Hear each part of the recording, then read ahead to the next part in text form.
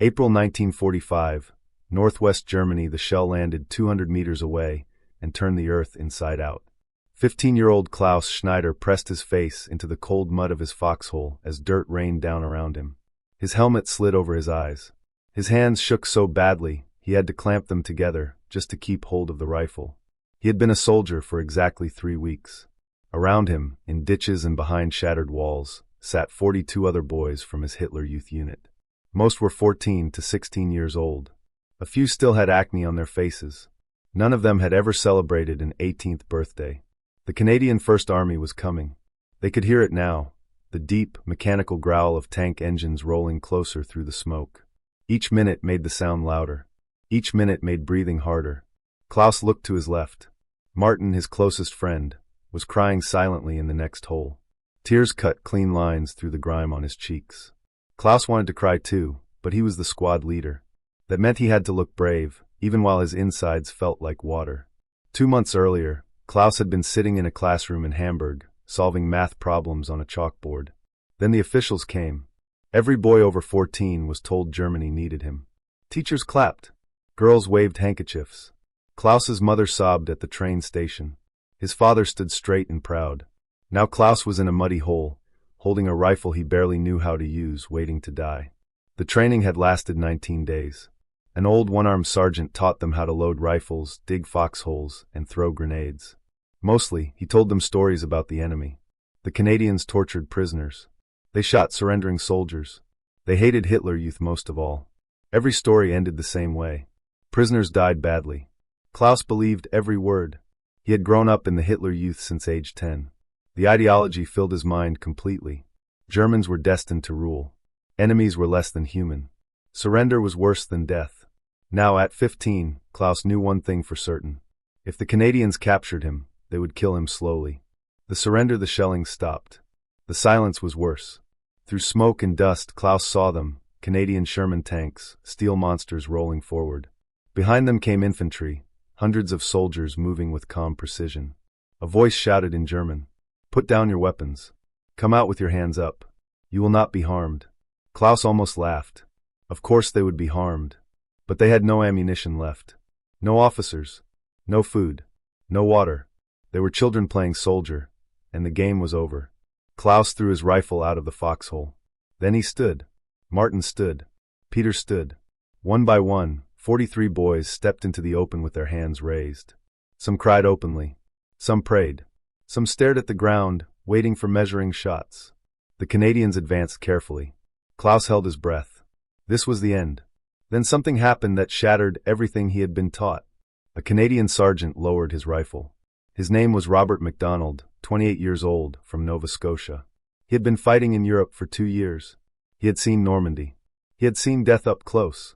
When he looked at the boys in front of him, all he saw were his younger brothers back home. MacDonald reached into his pack. He pulled out a chocolate bar. The boys flinched as if he were about to strike them. "No shooting," MacDonald said in broken German. "No harm. Safe now." Klaus stared at the chocolate, unable to understand what his eyes were seeing.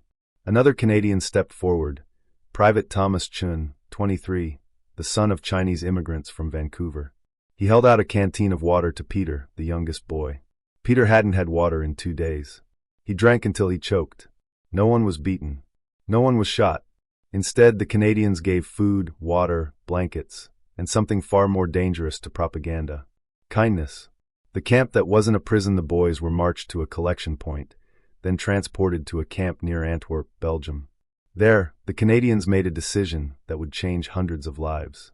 They separated the children.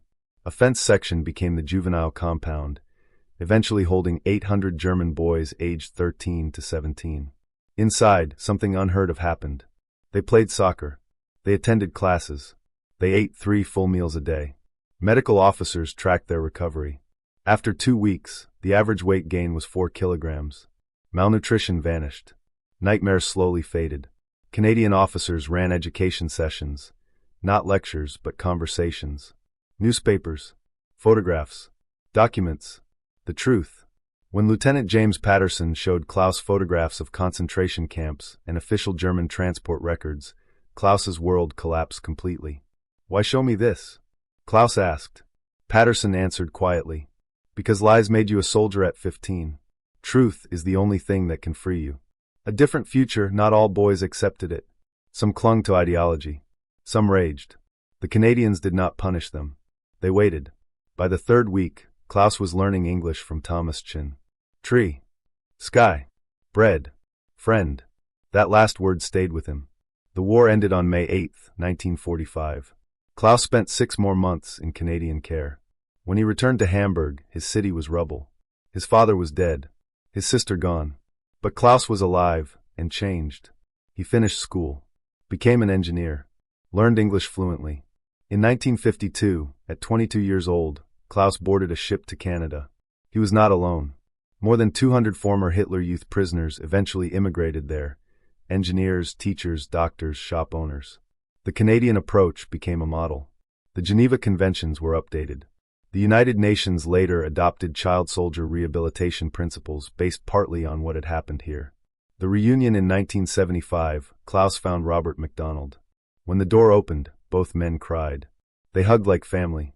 In 1995, 50 years after the war, 67 former child prisoners reunited with 42 Canadian veterans in Ottawa. They were grandfathers now, but they remembered the mud, the fear, the chocolate. The legacy Klaus Schneider died in 2018, age 88. At his funeral, his son read from a letter Klaus had written years earlier. I was taught to hate. I was taught surrender meant death. But a Canadian soldier proved everything I was taught was a lie. He saved not just my life, he saved who I became. A single chocolate bar changed 800 lives. And those lives changed thousands more.